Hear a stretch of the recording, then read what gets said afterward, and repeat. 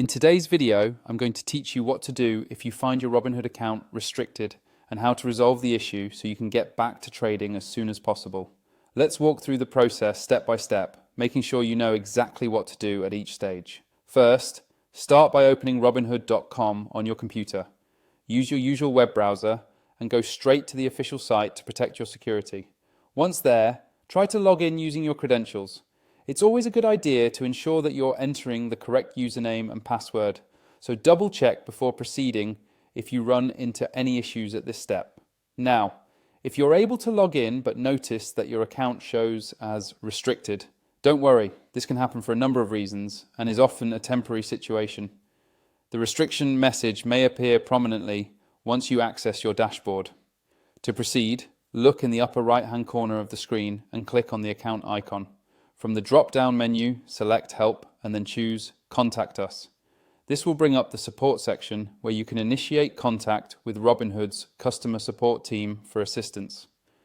Once you're in the Contact Us section, you'll see several options.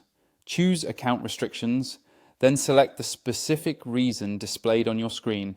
This helps route your query to the correct resources and ensures that you receive the assistance you need more quickly. Reasons for restrictions can vary, such as pending document verification, security checks, or issues with linked bank accounts. Robinhood will then provide you with instructions tailored to your particular restriction. At this stage, it's important to read every instruction carefully.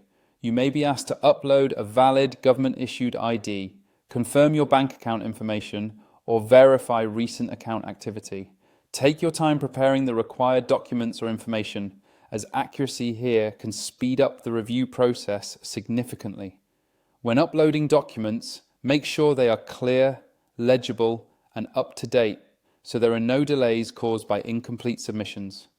After you've followed all the steps and uploaded any necessary documents or confirmations, you'll enter the review phase.